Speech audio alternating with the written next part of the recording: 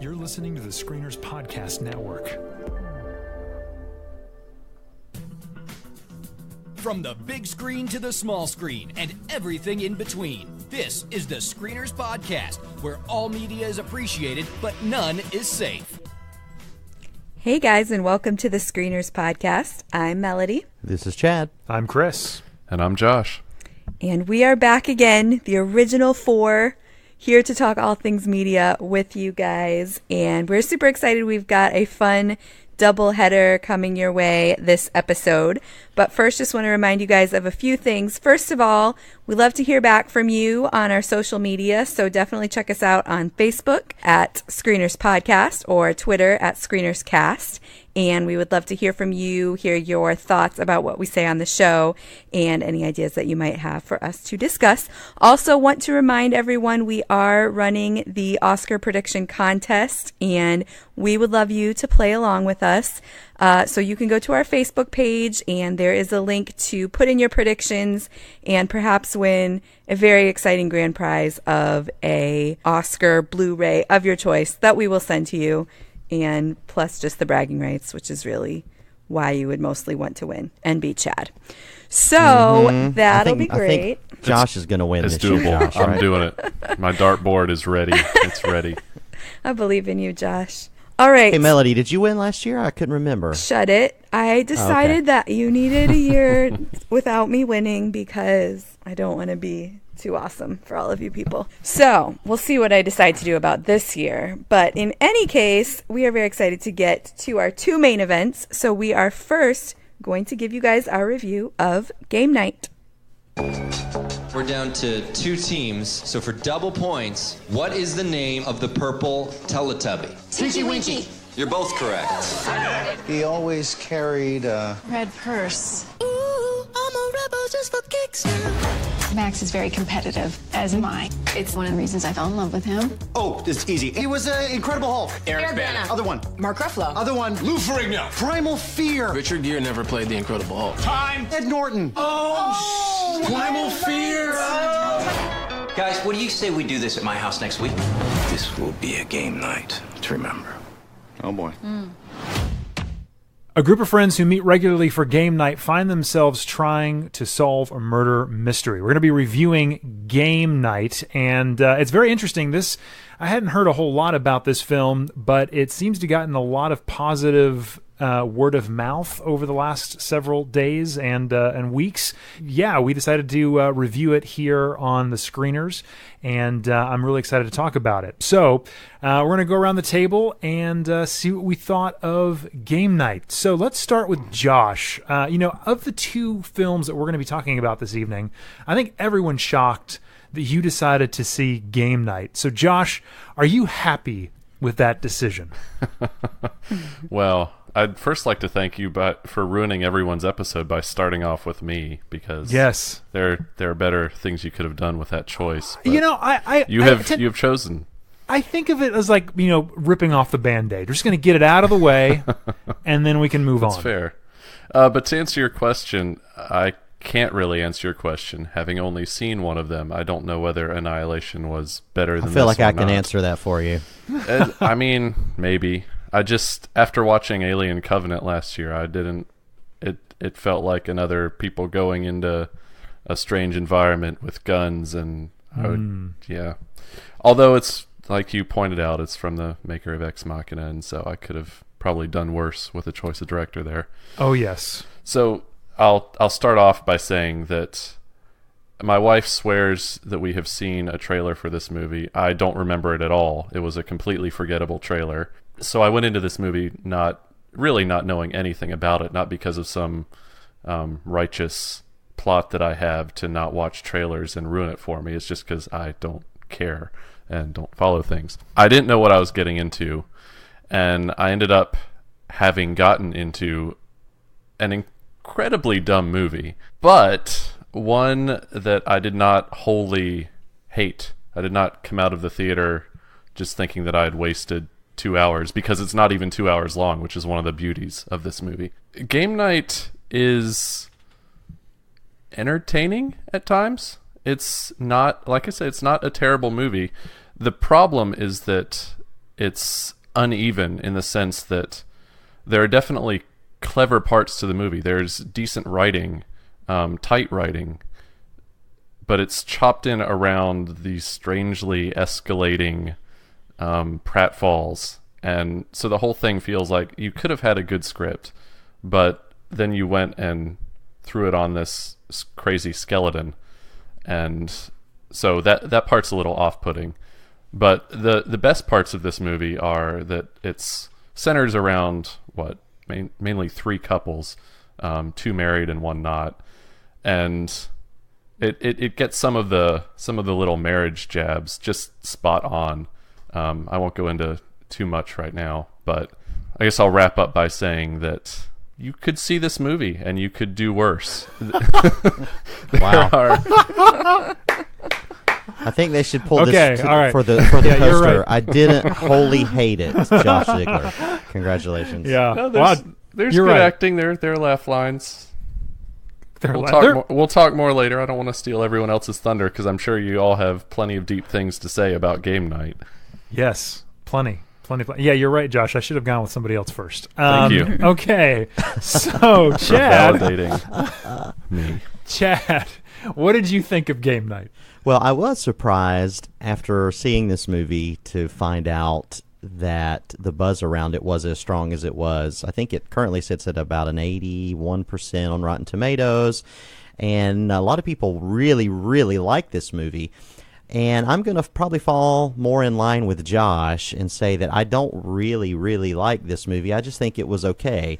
I think the first third is the strongest part. It's certainly the funniest part, and that's when we're getting a lot more of the interaction between the couples at the regular game night and seeing the interaction between the friends and the familial banter. And there's a lot of really sharp, funny jokes that are written in there. The performances are good. I really like Lamorne Morris's character, the guy from what was that TV show on Fox, New Girl? And I've always liked him ever since I saw him in that. So he's really funny. I just like a lot of the things at the beginning, but the more and more that this movie concerns itself with the plot and the story, it does amp up exactly what Josh said. It kind of amps up the physical comedy, and it kind of has to because the story necessitates it going to that kind of a place, and so you lose a lot of the funness, and it gets a little bit more serious. Not that it's taking itself seriously, it certainly isn't.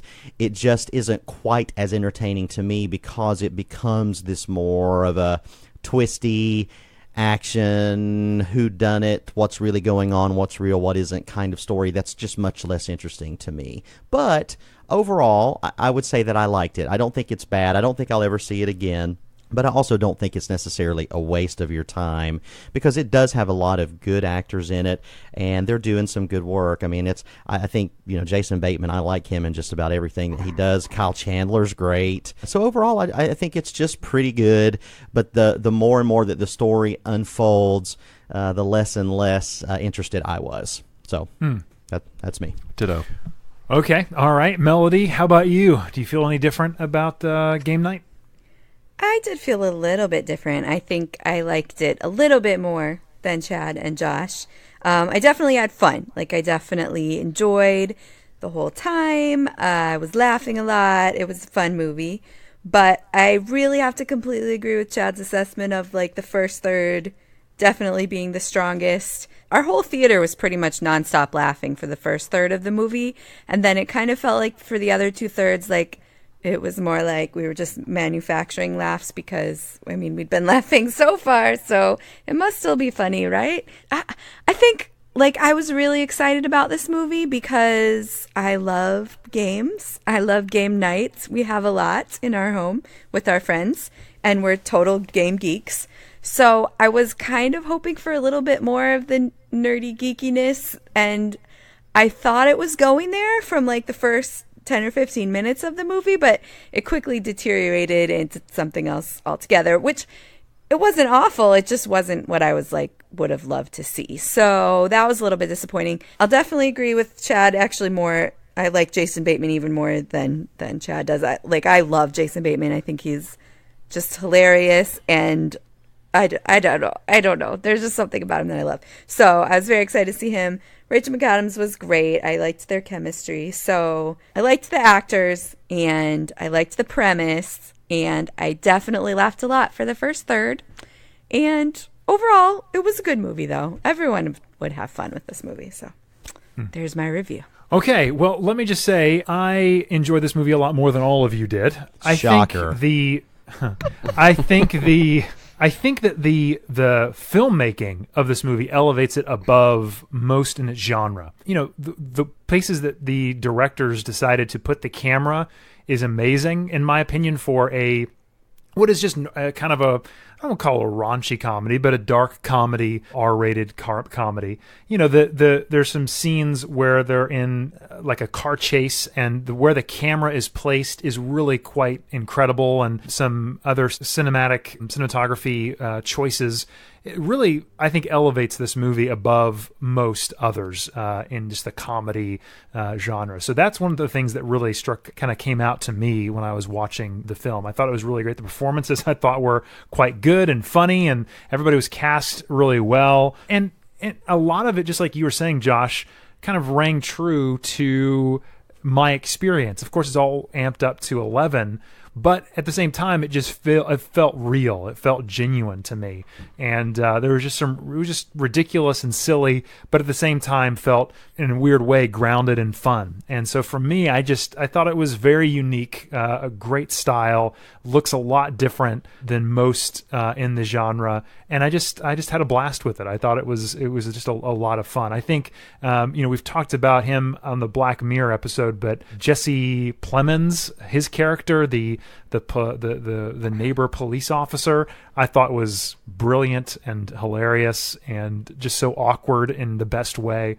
So yeah, I just had a good time with this movie, and I'm hoping to see more from these guys. This is kind of a good thing going, and I hope they keep going with it. So it was fun. It really was. I think it's probably the most fun you can have in the theater right now. So I would definitely highly recommend Game Night. Okay, so let's go around the table again and just give our kind of rating system that we do here on the screeners. So would you recommend people see it in the theater? Should they rent it when it comes available? Wait till they can stream it on Netflix, or just skip it altogether? Josh, what say you?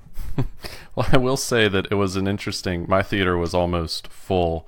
Yeah. Seeing it on opening weekend, and it was an interesting experience seeing this with a theater of people, because it just reminded me how how different I am from the people in the geographic area that I'm in. So everyone, well, a lot of the theater, everyone would laugh at the escalations that I was talking about, and I was just sitting there rolling my eyes, and then they would have a quick, subtle one-liner, a little marriage joke, and I would laugh, and I'd look around, and like everyone else is silent. And then you get to hear when people are figuring things out that are obvious, that are about to happen, but you'll hear people whisper to themselves, someone to your left, and then someone to your right, and then you think to yourself, oh, the last horse has crossed the line. So that was a fun part of seeing it in the theater. That is great. It's super condescending. Sit on your throne of judgment, much, Josh. Wow, man. No, I'm just kidding. I wasn't much before them. Wow. But it was funny hearing people figure things out at different times. First of all, hearing people talk in the theater is never funny. They better shut up. But no, it's like little one-word things like this is what's about to happen. Anyways, so that was interesting, but I would still say stream it. I mean, I don't know whether you need to see this in a theater, but it could be fun to watch at home, maybe with friends, maybe after a game night, which I now know I need to have more of. Oh, man, they're a blast. Or Come on, any of. All right, so wait, are you saying rent it, so spend money to rent it, or are you saying wait until it's on Netflix, just so I'm clear here? Oh, people still rent movies? It's yes. worth a rental if you want to do that. Yes. To me, I rent streaming movies, so the line's a little blurred. Right, but that's what I mean. Like, rent it from a streaming service, which means that happens earlier, or wait until it's on HBO or Netflix or whatever. Okay, cool. All right, so there's your answer from Josh. Chad, where are you at? Yes, I very much enjoy looking around at the commoners in the theater and laughing at how they don't understand what they're I seeing. sound even worse than I am. It's awesome. I actually think this is going to be in lockstep with Josh. I think this is a rental. It's good, but not great. But I do think it is worth a rental. I think you'll have a good time, especially as Melody, she talked about if you are even remotely interested in games and that culture at all. It does enough in that space at the beginning that it makes it worth a rental for me. Cool. All right, Melody? Yeah, I'm going to echo the rental thing because there's some good movies in the theater right now. This is probably not like the best movie you could see if you could only see one. However, I would just like to say for the record that I've seen 3 movies in the theater this week. So that's why I feel like I'm invited to be back a part of this group again. But You're always invited. Thanks, Josh. I mean, if you like games and or Jason Bateman, go see it in the theater. But you could totally rent this, and it would be like just as good to rent it, for sure. Okay, you know what? This is a game. This is a movie for me that I think I'm gonna share with friends and see more than once. So I would say go see it in the theater, and then I think I'm gonna purchase this film and then holy crap, watch it with other people because I really do find it funny. I there are some comedies every once in a while a really good comedy comes out, and I think this is a clever, well done, well made comedy. And when we're around friends who haven't seen it, I think this is going to be something like an Office Space or some of those others. Yeah, no, absolutely, yes, I'd put it in that same pantheon of really well done, well made. You, sir, are comedies. Fired. Okay. All right. So there's my obviously I like wrong it when you opinion. judge Chris, Josh. I mean, I like that. So let's do more of that. Gosh. Done. It is not a classic on the level of Office Space. I mean, I get enjoying it, but wow. Yeah, wow. I think it's just one of those movies that I want to share with others. What's the bet on whether this makes Chris's top 10 of the year list? I'm asking. It's a serious question. I don't know. How many Star Wars movies movies are there this year? How many Jurassic Park movies? All right, moving on. I mean, he just said he was going to buy it and watch it multiple times with multiple friends. That's so true. I He think did this say is. that. I think And this listen, is headed for a top 10. Chris Just because saying I that he was say going to that buy doesn't- it and share it does not surprise me. Chris saying, because it rises to the level of Office Space. He did also I mean, say that's that. where that's a line too far. But whatever. Yeah. I did recommend this movie to some friends today, but not to that I had to see it with them. Just you would think this is funny. You should see it. That's all. All right, you negative Nancys. I truly enjoyed this movie. You guys enjoyed it as well, just not as much as me, and that's fine. Everyone's entitled to their own opinion. Anything else we want to say? Do we need to go into a spoiler section, do you think, or what do you want to do? Yeah, we should probably hop in there for a few minutes. Yeah, let's go into a spoiler section without the intro. Ooh.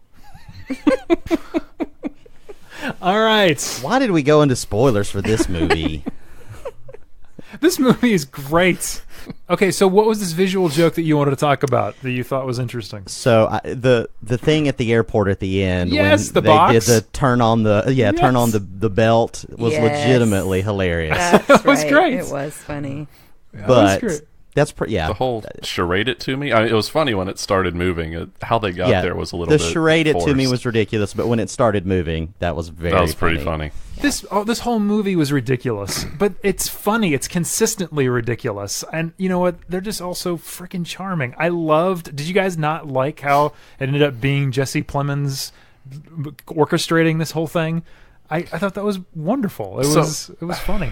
The problem, though, with movies like this is when you know that you're just waiting on the other shoe to drop, is that you don't really believe anything anyway, so it's hard to be surprised. It was surprising that it was him, but it wasn't like, oh my gosh. No, but they kept riffing on that, though, because that happened. So it was like the Lord of the Rings ending, where it was like, oh, this happened. Oh, no, then this. No, but are you, or is it fake? Is it me? Is it? And then I liked how it just continued to be ridiculous. The Rings? What? Like the ending just didn't end. It just kept going. There was multiple, you thought it was one thing, and then is it over now? Oh, no, there's something else, and then there's something else. I'm sorry, but I'm not okay with you comparing this movie to Lord of the Rings. He's already done Office Space. Let's hit a couple more hits. Let it go. I did like the bit with Kylie. I think her name's Bunbury. When it was the whole sleeping with a celebrity thing, and then that was funny. She told the story about Denzel and showed that picture, and he's like, "It's not Denzel." That's pretty. That whole conceit's pretty funny. I thought that was very funny. To Chris's question, though, the Jesse Plemons thing. The problem I had with that is that I don't remember silly comedies like this having such like gaping plot holes as that really was. That was a huge plot hole. Oh my gosh, dude! Whatever. High concept comedies like this always have that. You go back to Office Space, the whole nine, all that kind of stuff, where a group of characters get themselves into a pickle and then have to somehow get themselves out. It's just fun. It's silly. It's crazy, and I think this movie does it really well. Chris, I'm going to have to insist that you stop comparing this to Office Space. I'm going to continue to do it because it makes you guys so mad. It brings me joy. It brings me joy. So everyone's saying their favorite joke. My favorite joke was when she was trying to remove the bullet from his arm. Oh yeah. And she's got the website pulled up, and her phone keeps going to sleep, and he's like, "Just go into the settings. It's right. Don't be afraid. Get in there." It's like, too real. Yeah, too real. I enjoyed that quite a bit as well. Why, Chris? Tell us why. Why did you enjoy that? Could you elaborate? Yeah, it's like Office Space. That one time. I'm more interested in you. No. It's like Office how it Space relates to your life. It was like Office Space. Anyway, all right, fine. We'll move out of spoilers. We're done. Let's move on. I've had enough of this beating that I'm taking. No, come on. We haven't talked as long as the intro that got us here. Let's do some more spoilers. I don't want to talk about this movie anymore with you negative Nancys. I'm done. Hey, we said we liked the movie, Chris. Yeah, it's obvious. We just didn't call it, You just don't like Amadeus. Me. You just don't like. Well, this movie is better than Amadeus. What is wrong with you? Chad has at mercy. Chad has at least 3 or 4 copies of Amadeus in his house right now. So probably it's been a while since I've been there. Not anymore. Melody gave them to me. That's right. You're listening to the Screeners Podcast. Start from the beginning. What do you think I do when you're away? You think I'm out in the garden pining, looking up at the sky?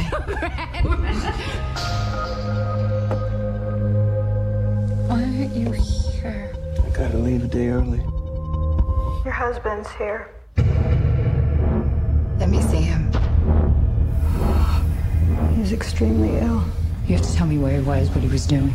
It was his decision to go in. It's something they termed the shimmer. We've sent in drones and teams of people, but nothing comes back. But something has. And that was from the trailer of Annihilation, the new film by Alex Garland. The IMDb description reads, "A biologist signs up for a dangerous secret expedition where the laws of nature don't apply." And as I mentioned, this was directed by Alex Garland, who made his directorial debut as the writer and director of Ex Machina. He's also the screenwriter behind great films such as 28 Days Later. He also wrote, I don't know that a lot of people know this, the 2012 version of Dread, which was a lot better than it had any right to be. Yeah. And the success of Ex Machina is essentially what led to the green light to adapt this particular film. So it's no secret that here on the Screeners we are lovers of sci-fi, and in particular, Chris and Melody are big fans of the genre, yes? Indeed. This film is one that we could spend a lot of time talking about. There are already, it just released this weekend, and there are already endless articles about what does it mean, how can it be interpreted, and it's going to be one of those films that I think people are going to talk about and dissect for a long time. Yeah. So what we're going to do here tonight is try to give you just an overall general impression of the film without going into a lot of spoilers, and then I think we're going to probably need to move to spoilers rather quickly just to even attempt to try and break down our interpretations of this film. So let's just start with you, Chris. Tell us a little bit about your initial impressions on Annihilation, and do you think this is a worthy follow-up to Ex Machina? That's a good question. Yeah, I do think this is a worthy follow-up to Ex Machina. I think this movie, we're kind of in a renaissance of really great sci-fi. Last year we got Blade Runner 2049, and the year before that we got Arrival. And I feel like, these last several years we've gotten these really heavy sci-fi, high concept, and yet meaningful films. And Annihilation fits well into that. You're right. you could spend hours upon hours discussing this film. What did it mean? What was this trying to say? And those are the kind of movies I really enjoy, because whether you maybe like it as a whole, like where you thought, if you thought it was like an enjoyable experience, or you thought that movie was really truly great, at the end of the day, this movie at least makes you think. It really is unlike anything else that's out there. Ex Machina fits in that genre, very much so. In that the entire time you are questioning not only what the characters are going through, but what we as the audience are supposed to take away from what we're being shown. We know that we are in the hands of a writer and a director who has a vision. It's so opaque, we can't really see where we're headed or where we're going. All we're getting these weird, strange images and trying to put all the pieces together. And this film is exactly that. I think unfortunately, the trailers and the marketing for this film did it a bit of a disservice. It would be hard to market this film, to give people an idea of what they're going into. And unfortunately, I think you shared I think it was you, right, Chad, who shared an article about how poorly Annihilation is doing at the box office. Yeah. And it's really sad, because I think that this kind of film has an audience. It's just not reaching that audience. And it's just unfortunate that it's not getting the reception that I feel like it should. So I really like this movie quite a bit. I think it is meaningful. It says something.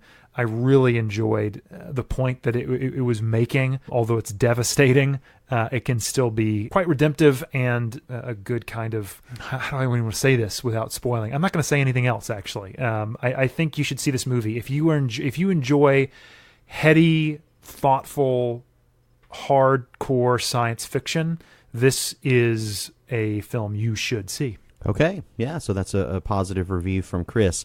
Melody, tell me, what did you think about Annihilation, and do you also think that it's a worthy follow-up for this director after Ex Machina? Well, I am going to have to take the Josh Ziegler walk of shame at this moment, because I have not seen Ex Machina. I know this is not good, but it's just the truth. So I haven't seen it, but I kind of want to see it now more. I mean, I've always wanted to see it, just never made it happen. Okay, this movie. I was really excited to see this movie when I saw the trailer, because it's my kind of film, with the sci-fi and based on a book, and it was just my kind of movie. So I actually looked up the book, because I had considered trying to read it before the movie because the trailer looked intriguing to me. However, while it says the book is highly acclaimed, like, the reviews on it were very polarized, and so I was like, maybe it's not such a great book. So I did not read it. However, I have heard that the film does vary quite a bit from the book, and actually the book series. But having said that, I really did enjoy this film a lot. I don't know that I liked it quite as much as I was hoping to like it, but I don't know that I can quite articulate why. But I did definitely enjoy it. It was very, a little bit trippy, I guess would be the word, but really intriguing.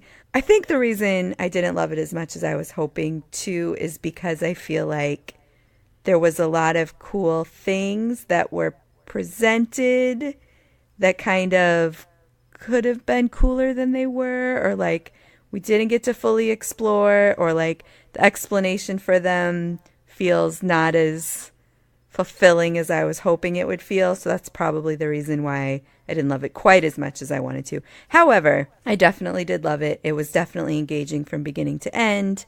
The story was told well. The acting was great. Visuals were outstanding. So overall, definitely the best of the three movies that I saw this weekend. That's my 2 cents about Annihilation. Okay. All right. So another positive review for Melody as well. I like movies quite a bit that aren't necessarily interested in giving the moviegoer easy answers. And this one definitely falls squarely in that category, in as much as even when it's showing us the resolution to the quote-unquote plot, it's not necessarily giving us anything easy. We have to watch it and then really think about it and dissect it. It's one of those things that I'm always intrigued by those movies. even movies like Manchester by the Sea, which obviously is not sci-fi, but I would never say I enjoyed watching that, but I appreciated it. This one kind of falls into that category too for me, except that I really did enjoy it, even though it's not a traditional kind of enjoyment. My joy from the film came from the fact that this director was just able to create a tone in the movie, and it takes a real filmmaker to be able to create such a palpable feeling of this existential dread, and it just permeates like the first 2/3 of this movie. I was completely in its grip and compelled by, obviously, the mystery of what was going on and wanting to understand what was happening related to the plot, but I was also very much invested in the characters and what it was to be like in their shoes as they're trying to navigate what's happening in the Shimmer and trying to figure out what's happening to them. And it really works, I think, because the terror, quote unquote, because this movie is kind of being marketed as sci-fi / terror horror kind of movie, and I don't think it is that, although the terror, again, doesn't come from a traditional horror movie trope or any jump scares, although there may be a couple of those, but it's not really about that. It's more from this intensifying undertone of uncertainty, not only about what is going to happen next, but what is happening in the world, what is breaking down, because we just don't know. We don't understand, but we can feel just this gripping sense of dread that just never relents. And I love movies that are able to pull me into a scenario like that and just hold me there and then just tighten the screws, and this movie does that in spades. So I think I'm probably even more positive than both of you. I would say that I love this movie. I appreciate the craft that was involved to make it work with a very difficult and complicated, potentially complex subject matter. And I think on a technical level it works. Melody, you mentioned it's certainly gorgeous to look at. There are wonderful performances. But even from an editing standpoint, there are just things that happen. This is in the trailer. A thing happens at the center of this area, and as they get closer to this area, to the center of the area, the score changes from kind of a more light thing to more of an otherworldly kind of thing. Yep. Right. The encounters that they have become more ethereal. Keeping it generic, ethereal and otherworldly and intense. Yes. And the cross-cutting between the flashbacks that we see reveal more information that give us context to why the characters are doing what they're doing in the first place. And so I think this really is, and I hate to say a puzzle because it's not like a movie is a puzzle that needs to be solved, but this is just a very layered film that gives you the opportunity to figure out and understand what's going on. So for me, keeping it general, I love it. I really did love it. I agree with you on all that stuff. The production side of things is beautiful. There are some moments when they find foliage that has been growing all over the place that looks very different than anything else we've seen in, our reality.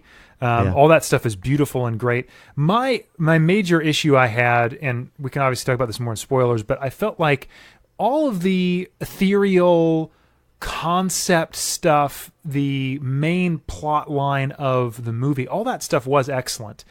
But some of the supporting cast stuff I didn't feel like lived up to the level of what everything else was going on, and just kind of served to either scare and or just move the plot along a little bit faster, and it felt a little too convenient, I felt like, on some level. So there's just some of those things that just didn't work as well as I felt like they could have. Specifically, there's two characters who kind of go off to do their own thing in the plot of this film, and I didn't really understand and or get why that had to happen the way that it did. That was the one thing that kind of bothered me the most.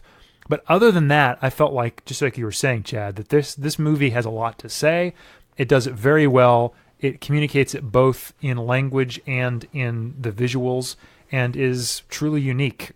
It's a good film. It really is. Well, I don't know exactly what you're talking about, Chris, so I can't comment on that. But as far as what Chad said, like, I wanted it to be that. Like, I wanted it to be the puzzle that you had to stop and think a long time and unpack and unravel. But to me, like, I feel like it all got explained with like one thing. Yes, you can unpack and unravel characters and that stuff maybe, but the world is explained. It's explained completely, and everything in it is explained completely.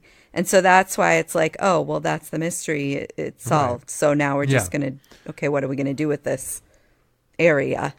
And so that's why it was disappointing to me, because I think I wanted it to be left maybe more of a mystery than it was. Yeah, and I would just say from a plot standpoint, I would agree with that and say that that is true. But from a filmmaker making a piece of art that is using metaphor, I think that's where, I mean, there are articles with like 20 different interpretations of what this movie means, and the director has been staying away from that, and I think it all circles around, obviously, the infamous last 20 minutes of this movie and what that actually is and what that means. And obviously when we get into spoilers, we'll talk about what we all took away from that, because I do agree with you. But I actually took that as a strength, in as much as a lot of these sci-fi high-concept films, the entry point is very dense, and it takes a long time before it really clicks in for you.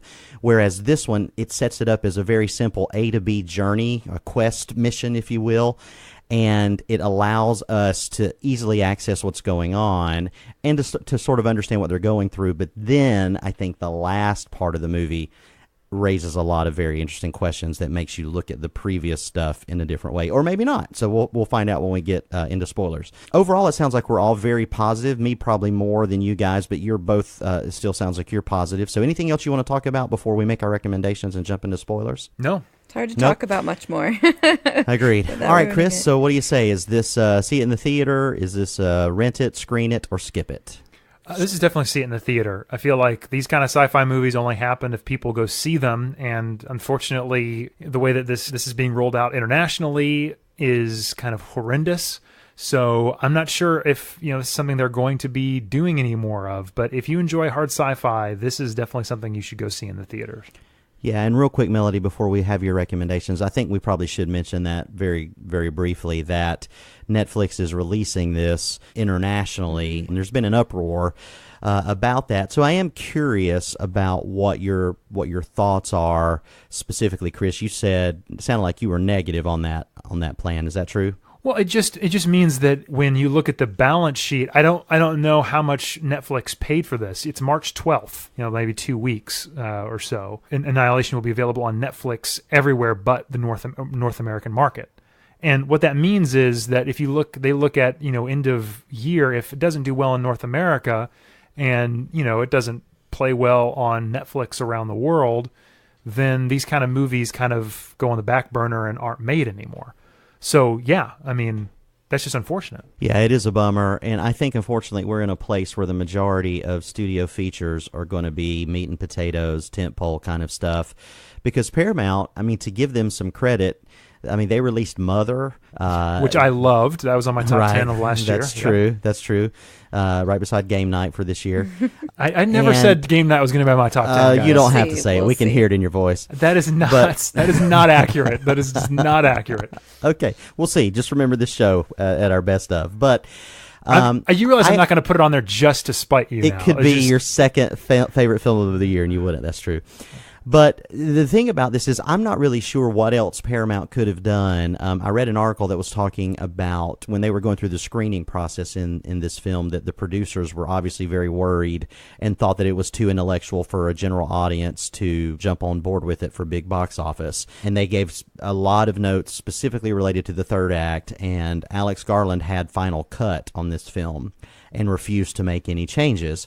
And so in a desperate attempt to recoup some of the money that they thought they would lose, they made the Netflix deal. So on the one hand, it's very disappointing that outside of the U.S. won't have an opportunity to see this in the theater, because I think this film is enhanced by the big screen for sure.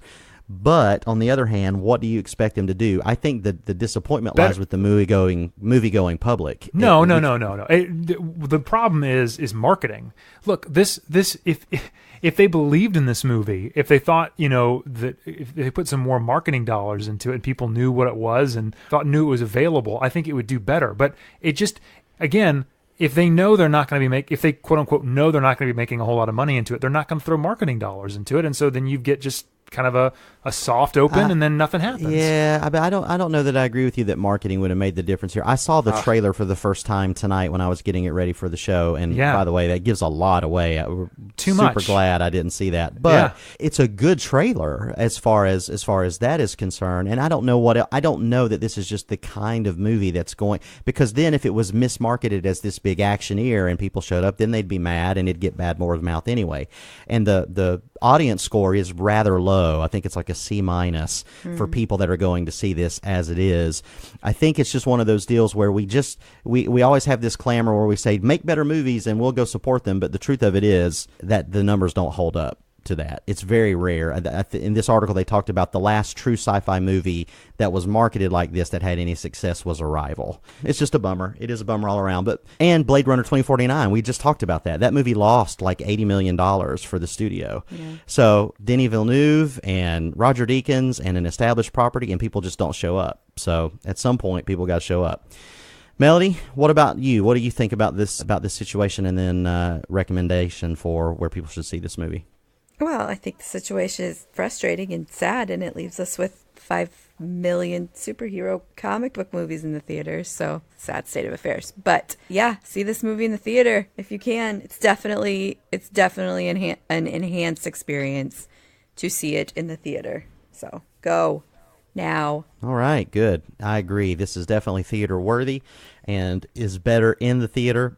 The sound design in this movie is fantastic, and it's just a gorgeous looking movie. So with that, let's jump into spoilers for Annihilation. The first rule of Fight Club is you do not talk about Fight Club. Well, you look nervous. Is it the scars? You want to know how I got them? There's so many places it would never occur to Hawk to hide. However, the reason the Führer's brought me off my Alps in Austria and placed me in French cow country today is because it does occur to me. Because I'm aware what tremendous feats human beings are capable of once they abandon dignity. And in the dream, I knew that he was going on ahead. He's fixing to make a fire somewhere out there in all that dark and all that cold. And I knew that whenever I got there, he'd be there. And then I woke up. Okay, so there are obviously lots of different places that we could start with this movie. One is the overall theme. One is the ending, your interpretation of the ending. So I guess I'll just throw it out to you guys and tell me, and Melody, we can start with you. What did you think about, you mentioned the fact that you thought it was kind of explained exactly what it is, and so that was that missing element for you. So what was your takeaway on the ending and what this all meant? That's the big and loaded question. The ending specifically, or the movie as a whole? Or overall, the movie as a whole. Okay. I mean... Although I think one informs the other, but however you took it, yeah. I think the thing that explains the entire area is this idea that it's like a prism that's refracting whatever, so all these mutations are happening. So basically anything that happens in this area can be explained by that one thing, right? So anything you see now can make enough sense because of that. I think the mutation thing is like, I guess for me, I took it like it's a movie about cancer. If the Earth got cancer or whatever, and what would happen. And that's a cool idea, I guess.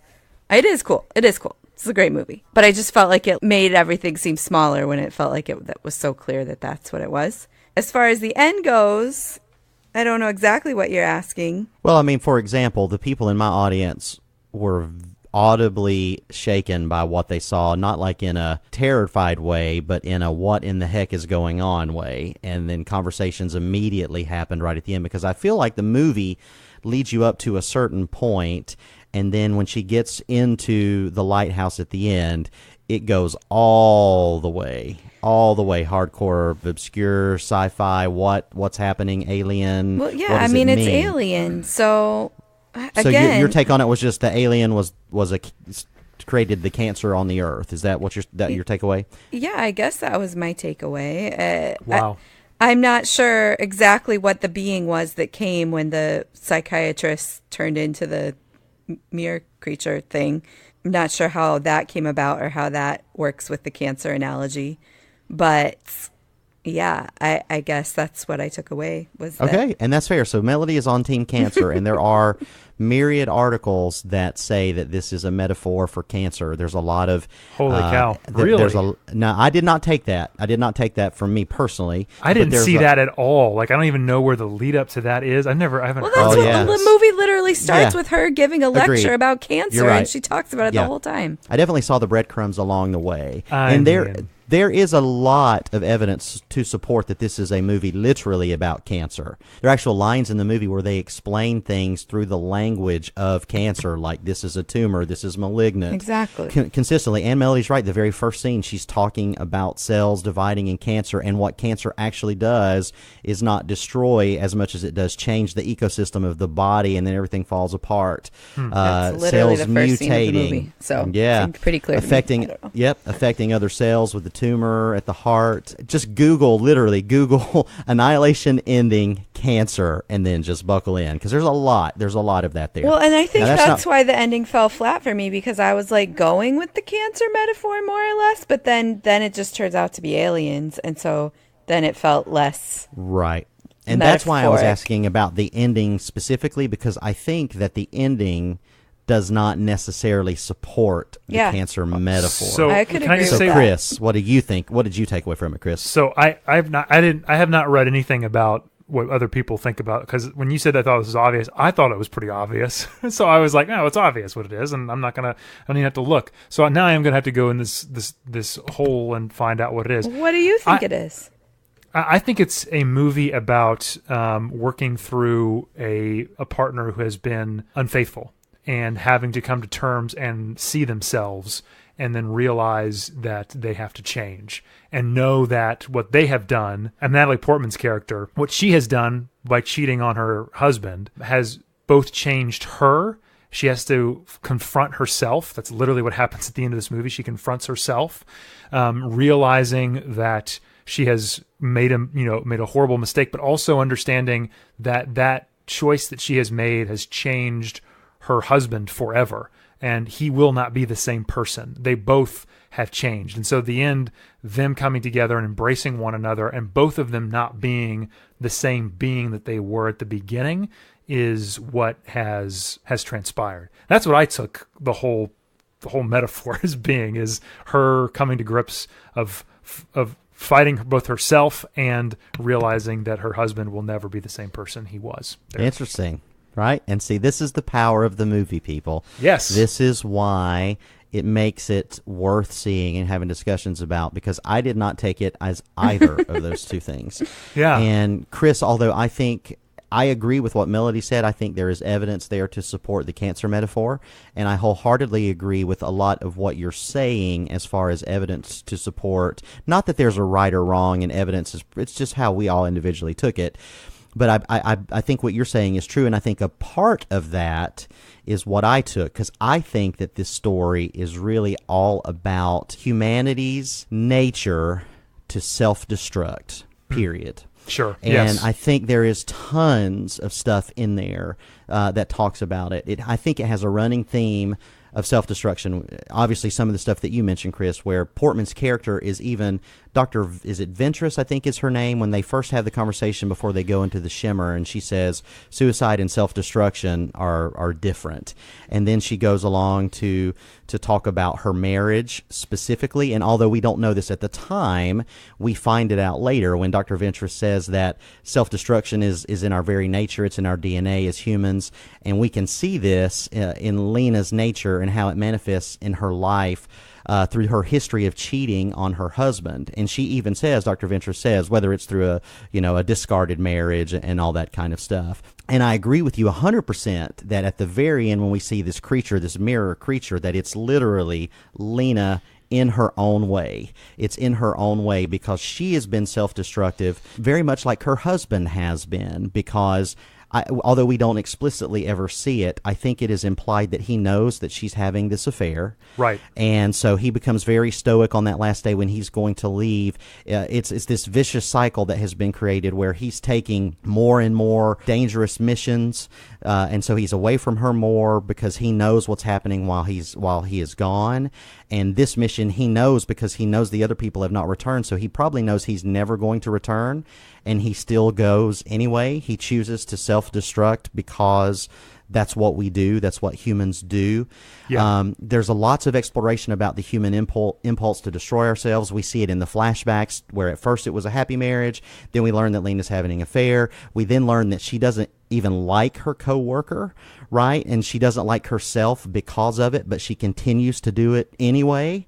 And so it's all this self-destruction. And honestly, that you could technically put that in the cancer metaphor. It's a cancer in her marriage. But anyway, so it's just one of those things where the mirror at the end, I took it as, at first, it's learning not only her physical attributes or taking on her physical attributes, but it's also learning about her psychological nature as well. So that when the grenade blows up, and because I was confused at first because you see him walk over and kind of touch the body of the first husband and then go in and it spreads the fire. It seemed to me that it was almost killing itself and doing that on purpose. And so I took that as it took on Lena's self-destructive nature and literally just self-destructed. So there's tons of stuff out there about what this could be. I've seen articles about it being the singularity. Is it coming back reverse evolution? There's questions about which Lena made it out. Was it the real Lena or was it a mirror Lena? Was it two doubles that made it out? Because you'll notice that she has a tattoo on her arm that she didn't have before. Does the shimmer, is it making everybody's DNA mix and part of it comes out? There's so many questions about this movie, and the director hasn't taken a position, which is good. He shouldn't, but it just goes to show that we could talk about this for days and days, which I think is good. True that. Yeah, no, absolutely. No, I find it fascinating. I didn't think of, I mean, yours is just taking it the next logical conclusion, making it bigger. I had not thought about the whole cancer thing, honestly, Melody. That didn't even occur to me, other than the fact that it was obviously mentioned. I just didn't see it there. So, no, it's fascinating. I love this. This is why I love these kind of movies, is that we can have these kind of conversations. It's great.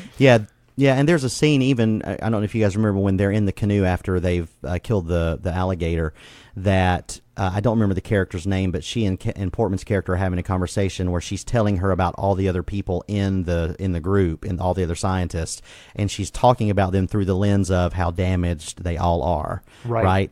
Yeah. And so I just think there's just this clear, for me anyway, I just took it as this metaphor of how, and then you can now take that again to its next step, which is about the environment and all this other stuff. But I do think that what is clear is that Alex Garland had something on his mind, and so he's made a work that is kind of a mirror to us to let us figure out what that is. Yeah, I really want to see the commentary track on this film, just because it does seem so deep, and like there's so many diverging paths and options, and what are we supposed to take away from, or what could we take away from that? Even that, you know what I mean? Just the what could this possibly mean would be a fascinating listen. Agreed. And I felt like one of the things that I really loved about it is it felt like humanity itself was literally on the brink through this entire movie, because you just didn't know what was going to happen. The characters were disoriented, and it strengthened their journey in such a way because it raised the stakes right away. So it was exhilarating, even though it was simple at the beginning, because you didn't know what was going to happen, and you were frustrated at the fact that the shimmer was having this effect on them, and they didn't know what was going on, and the crazy videos, and the cancer metaphor, to go even further, Melody, when they find the guy in the pool, that's clear tumor imagery to me, what happened with that guy's body. Clear.